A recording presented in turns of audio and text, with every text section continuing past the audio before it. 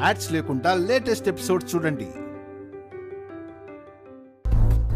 బన్నీ కళ్ళు తెరిచి అంతా బాగుందని తెలిసినప్పుడే నా మనసు కుదుట పడుతుంది.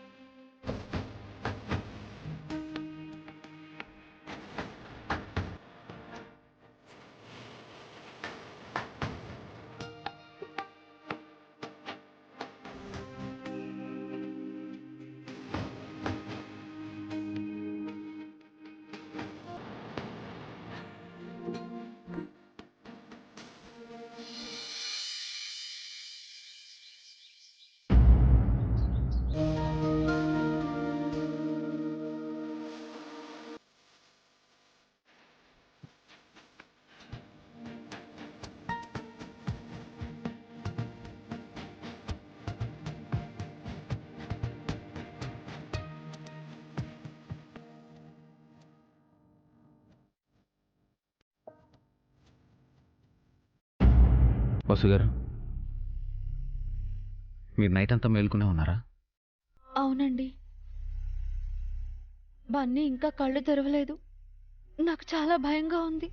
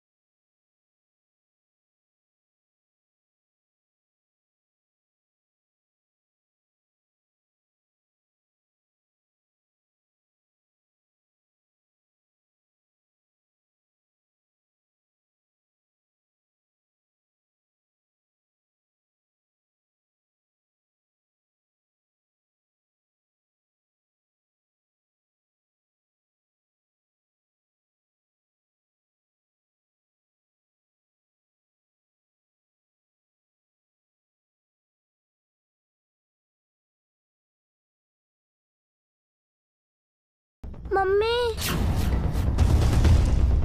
నేను ఇక్కడుంటే నువ్వు ఆట చూస్తున్నావేంటి బన్నీ? ఎక్కడున్నావు మమ్మీ నువ్వు? బన్నీ, నేను కనిపించట్లేదా? బన్నీ, నీకు కనిపించడం లేదా? అంత బ్లర్ గా ఉంది డాడీ. మై గాడ్, ఏంటి నీకు కంటి చూపు? ఏమండి, బన్నీ కంటి చూపు. మీరు కంగారు పడకండి. బన్నీ, మళ్ళీ కళ్ళు మూసుకొని రిలాక్స్గా ఓపెన్ చేయి. కళ్ళు మూసుకో.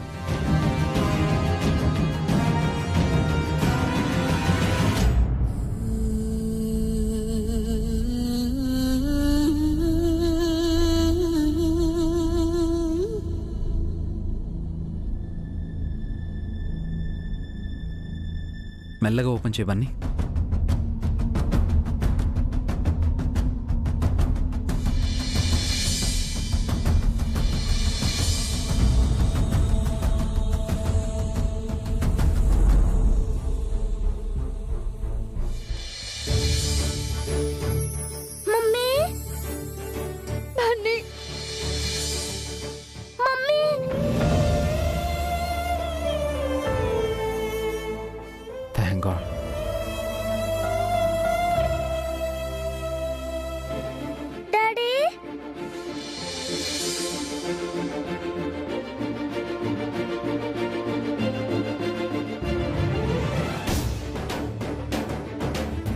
ఇప్పుడు క్లియర్గా కనిపిస్తుందా బన్నీ? కనిపిస్తుంది డాడీ, అంతా క్లియర్ గా కనబడుతుంది. Very good. బన్నీ, నీకేమవుతుందోనని చాలా భయపడ్డాను. దేవుడి దయ వల్ల నీకేం కాలేదు. బన్నీ, నీకోసం నైట్ అంతా మమ్మీ మేల్కొనే ఉంది. అవునా మమ్మీ, నీ హెల్త్ ఏం కావాలి? నువ్వు నిద్రపోవాలి కదా. నీకు ఇలా ఉంటే నాకు నిద్ర ఎలా పడుతుంది బన్నీ? వెళ్ళి ఫ్రెష్ అవ్వు. నువ్వు నైట్ అంతా ఏమీ తినలేదు. పాలు బ్రేక్ఫాస్ట్ తీసుకొస్తాను. మీరు కూడా నిన్నటి నుంచి ఏమీ తినలేదు కదండి. మీరిద్దరు వెళ్ళి ఫ్రెష్ అవ్వండి, నేను వెళ్ళి టిఫిన్ తీసుకొస్తాను. నాకు ఆకలిగా లేదండి. నా దిగులంతా వీడి గురించే. ఇప్పుడు హ్యాపీగా ఉంది. పద బన్నీ, ఫ్రెష్ అవుదు గాని. నువ్వు కూడా ఫ్రెష్ అవ్వమ్మా. డాడీ, మీరు కూడా ఫ్రెష్ అవ్వండి. ముగ్గురం కలిసి మంచి కాఫీ తాగుతాం. 1 minute. నా మనసు ఇప్పుడు తేలిక పడింది.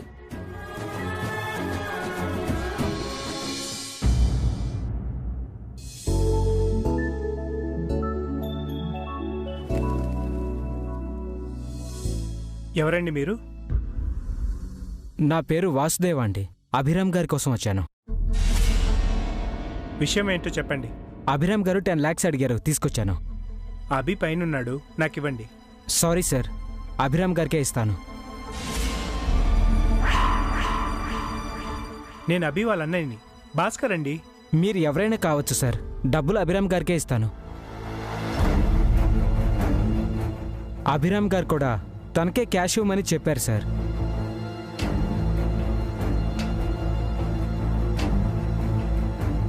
హలో వాసుదేవ్ గారు, అప్పుడు వచ్చేసారా? సార్, మీరు క్యాష్ అడగడము మేము లేట్ చేయడమా సార్? ఇదిగోండి మీరు అడిగిన 10 లక్షలు. Thank you. లెక్క పెట్టుకోండి సార్. పర్లేదండి, మీపై నాకు ఆ మాత్రం నమ్మకం ఉంది. అనయ్య, అభి, నేను ఆఫీస్కి వెళ్తున్నాను, నువ్వు ఫ్రెష్ అయ్యి వచ్చేసే. అలాగే. వాసుదేవ్ గారు, మీరు ఎలా వచ్చారు? ఆటోలో వచ్చాను సార్. సరే పదండి, నేను డ్రాప్ చేస్తాను. Okay sir.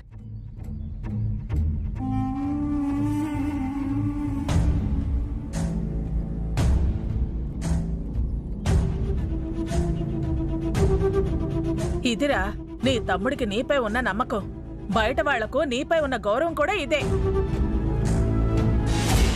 పరాయి వాళ్లనైనా నీ తమ్ముడు నమ్ముతాడు కాని నిన్ను నమ్మడంట. అందుకే డబ్బు తనకే ఇవ్వమని చెప్పాడట. నువ్వు అభి అన్నయ్యవని చెప్పినా ఆ బయటవాడు నిన్ను లెక్క చేయలేదు. ఇప్పుడు అర్థమైందా అభి నిన్ను ఏ రకంగా చూస్తున్నాడో? అభికి నువ్వంటే గౌరవం లేదు, అఖిల్ అంటే ప్రేమ లేదు. మొత్తంగా మీ ఇద్దరిపై నమ్మకం లేదు. అలా అని అభి నిన్ను ఇన్నాళ్ళు ఈవెంట్లు చేయనివ్వలేదు. ఇప్పుడు అఖిల్ చేస్తారంటే చెయ్యొద్దు అంటున్నాడు. ఇదంతా దేనికో తెలుసా? సంపాదనంతా తన చేతుల్లో పెట్టుకుని మిమ్మల్ని చేతగాని వాళ్లను చేయడం కోసమే. మీకేం కావాలన్నా వాడు ముందు చేతులు చాచేలా చేసుకోవడం కోసం.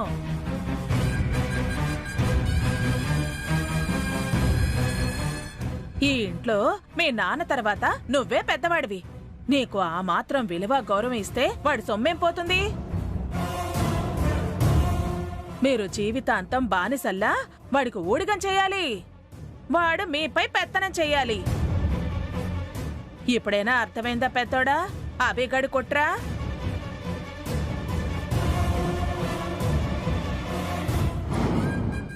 నువ్వేమో అమాయకుడివి, నోట్లో నాలుక లేదు. రేపు నీ కూతురు పెళ్లి ఎలా చేస్తావో నాకు అర్థం కావట్లేదురా.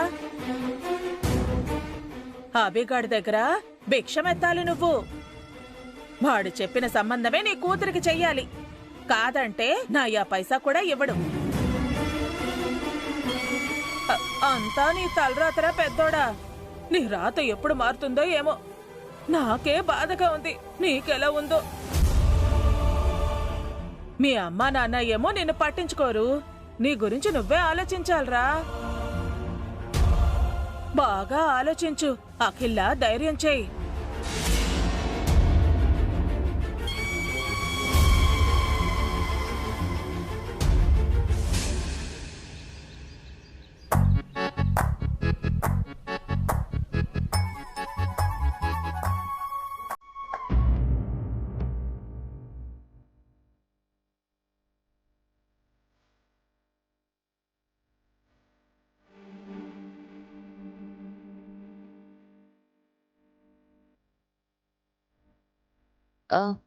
ఏంటి అఖిల్ అలా చూస్తున్నావు?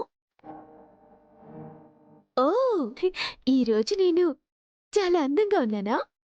అందం గురించి కాదు హారిక, నీలో ఏ చేంజ్ రాలేదేంటి? చేంజా? నువ్విప్పుడు ప్రెగ్నెంట్ కదా, మరి స్టమక్ కొంచెం కూడా పెరగలేదేంటి?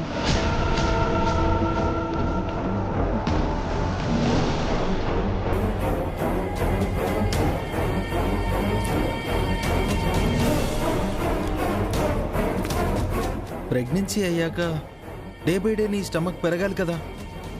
నువ్వు కన్సీవ్ అయ్యావని తెలిసినప్పుడు ఎలా ఉందో ఇప్పుడు అంతే ఉందేంటి?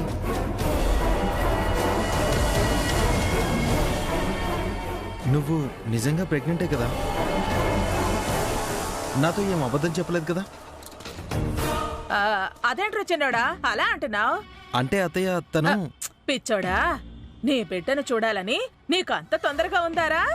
2 నెలలకో 3 నెలలకో కడుపు పెరగదురా. 5 నెలల తర్వాతే ఆ తేడా స్పష్టంగా తెలుస్తుంది. అవునా? అవును అవును. ఇప్పుడు కడుపులో బిడ్డ చాలా చిన్నదిగా ఉంటుందిరా. నెలలు గడిచే కొద్దీ బిడ్డ పెరుగుతుంది, కడుపు పెరుగుతుంది. అవును అఖిల్, బేబీలో గ్రోత్ వచ్చినప్పుడే నా స్టమక్ లో చేంజ్ వస్తుంది. అంటే హారిక నేను చెప్పేది అది కాదురా చిన్నోడా, ఎప్పుడు హారికని ఇంట్లోనే ఉంచుతావేంటి? పాపం కడుపుతో ఉంది కదా, సరదాగా ఏ సినిమాకో షాపింగ్కో తీసుకెళ్ళొచ్చు కదా, సంతోషిస్తుంది. నా మనసులో మాట చెప్పారాంటీ. నాకు కూడా బయటికి వెళ్ళాలనుంది అఖిల్. ప్లీజ్ నన్ను తీసుకెళ్ళవా? ఓకే, త్వరగా రెడీ అవ్వు, వెళ్దాం. నేను కార్ దగ్గర వెయిట్ చేస్తుంటాను, నువ్వు వచ్చేసాయి.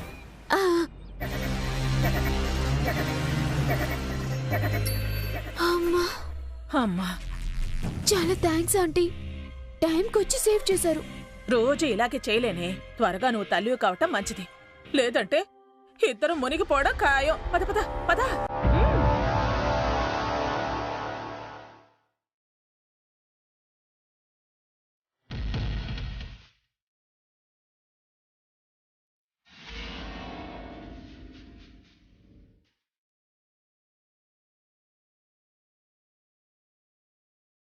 ఇదిగో బయటికి వెళ్ళొస్తావని మీ అత్తయ్యతో మాట చెప్పవే. అత్తయ్య, ఏంటి హారిక? నేను ఆయన బయటికి వెళ్ళొస్తాం. ఎప్పుడూ ఇంట్లో ఉండి ఏం చేస్తారు వదినా? సరదాగా బయటికి వెళ్ళొస్తారు. అలాగే వెళ్ళరండి. ఏంటి అఖిల్, మళ్ళీ లోపలికి వచ్చావేంటి? పదండి వెళ్దాం, పదండి. హారిక, వెళ్ళాలంటే కారు ఉండాలి కదా హారిక. 2 కార్లలో ఒక్క కారు కూడా బయట లేదు. 2 కార్లు ఏమయ్యాయి? ఒక కారులో అభి ఆఫీస్కి వెళ్ళాడత్తయ్య, బన్నీని తీసుకుని ఇంకో కారులో వసు గుడికి వెళ్ళింది. సరిపోయిందమ్మా, 2 కార్లు వాళ్లే వాడుకుంటే మిగతా వాళ్ళ సంగతి ఏంటి? ఏముందత్తయ్య, ఏ క్యాబ్లోనో ఆటోలోనో వెళ్ళాలి, లేదా నడుచుకుంటూ వెళ్ళాలి. అంత అవసరం ఏంటి అఖిల్? కాసేపు ఆగితే వసు వస్తుంది కదా. అంటే వాళ్ళొచ్చే వరకు మేము వెయిట్ చేయాలమ్మా? వాళ్ళకేనా పనులు, మాకుండవా? మేం మనుషులం కాదా? మీరు బయటికి వెళ్తున్నట్టు వసుకి తెలీదు కదా అఖిల్. ముందే మీరు మాట చెప్పుంటే వసు బన్నీ ఆటోలో వెళ్ళుండేవాళ్ళు. వసు వదినని బానే సమర్థిస్తున్నా వదిన. మీరు ఒకటని ప్రూవ్ చేసుకుంటున్నారు. అఖిల్, ఏంటలా మాట్లాడుతున్నావు? మరి ఇంకేమనాలత్తయ్య? వసు అక్క మాత్రమేనా? నేను కూడా ప్రెగ్నెంట్నే కదా, నాకు కూడా చెకప్లు అవి ఇవి ఉంటాయి కదా, నేనెలా వెళ్ళాలి? అత్తయ్య చెప్తుంది కదే, నడుచుకుంటూ వెళ్ళండి. మీకు వేరే దిక్కు దివాణం ఏమీ లేదు కదా. ఆపొదిరా, అనవసరంగా మాట్లాడుకో. అత్తయ్య అన్న దాంట్లో తప్పేముందమ్మా? ఈ ఇంట్లో నాకు హారికకున్న స్థానమేంటో తెలిసిపోయింది. మీరు మాకేమీ ఇవ్వరు, మమ్మల్ని ఏమీ చేయనివ్వరని అర్థమైంది. వాళ్ళు సంపాదిస్తున్నారు కాబట్టి అన్నీ వాళ్ళకే. మేం సంపాదించట్లేదు కదా, మాకేమీ ఇవ్వరు, అంతేగా? అలా అని ఎవరన్నారు అఖిల్? అది ప్రత్యేకంగా అనాలా వదినా? కడుపుతో ఉన్న భార్య బయటికి తీసుకెళ్ళండి అని నోరు తెరిచి అడిగితే కారులో తీసుకెళ్ళలేని గతి లేని స్థితిలో ఉన్నాను నేను. నా బతుక్కి కారు అని హేళన చేస్తున్నారు మీరు. అఖిల్, నువ్వేం మాట్లాడుతున్నావో నీకు తెలుస్తోందా? ఇన్ని మాటలు ఎప్పుడు నేర్చుకున్నావురా? నీకు నా మాటలే వినిపిస్తున్నాయి గాని నా బాధ కనిపించట్లేదమ్మా. నేనెంత నరకం అనుభవిస్తున్నానో కన్న తల్లివైనా నీకే తెలియట్లేదు. మీకు అన్నయ్యలే ఎక్కువయ్యారు, నేను కాదు.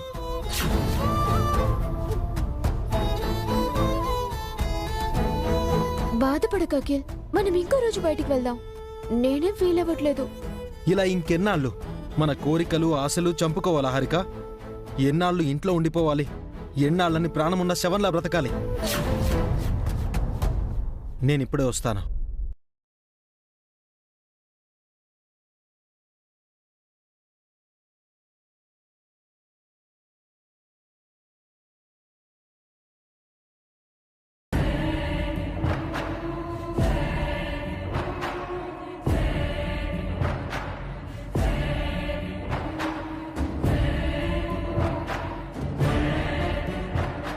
అఖిల్ ఎక్కడికి వెళ్ళాడా అండి? వాడి దూకుడు ఆవేశం చూస్తుంటే అర్థం కావట్లేదా? ఏదో చేయడానికే వెళ్ళాడు. అదే, ఏం చేయబోతున్నాడు?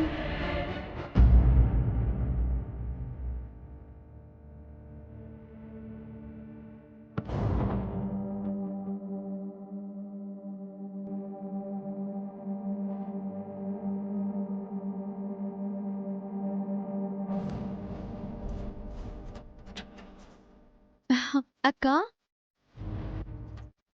కర్రీస్ ఏం చేస్తున్నావు? పప్పు రసం పెడుతున్నాను వసు. ఏంటక్క డల్గా ఉన్నావు? ఏం లేదు వసు. నిన్న బావగారిపై అలా కోపడ్డారనా? అదేం లేదు వసు. అన్నదమ్ముల మధ్య 100 ఉంటాయి. అవన్నీ మనం పట్టించుకోకూడదు. ఆయన తరపున నేను సారీ చెప్తున్నానక్క. సారీ అక్క. ఏంటి వసు ఇది? వాళ్ళ అన్నదమ్ములైతే మనం అక్క చెల్లెళ్ళం కాదా? మన మధ్య మాత్రం ఈ క్షమాపణలెందుకు? థ్యాంక్స్ అక్క. నాన్నా, నాన్నా, నాన్నా.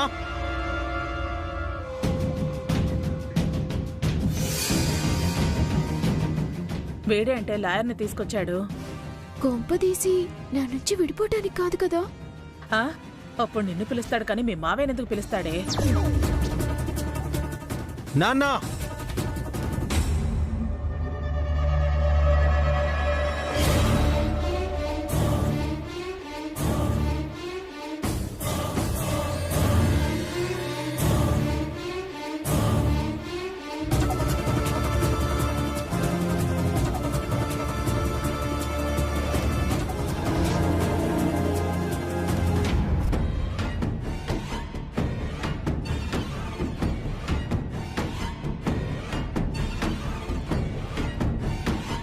ఏంటఖిల్?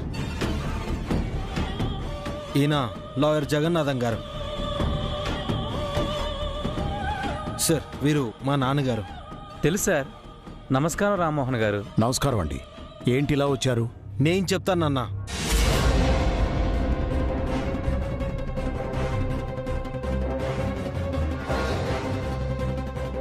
నాకంటూ ఆస్తులు ఏమైనా ఉన్నాయా?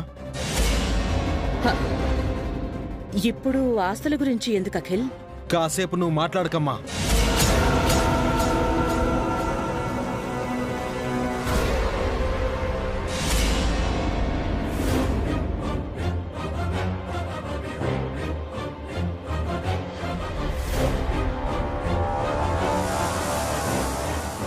చెప్పండి నాన్న, నాకంటూ ఆస్తులు ఏమైనా ఉన్నాయా? ప్రత్యేకించి నీ పేరు మీద ఆస్తులేమీ లేవు అఖిల్.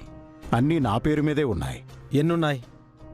ఈ ఇల్లు, ఆఫీస్ బిల్డింగు, శంషాబాద్లో, కోకాపేటలో, అలాగే పటాన్ చెరువు దగ్గర 2 ప్లేసులు ఉన్నాయి.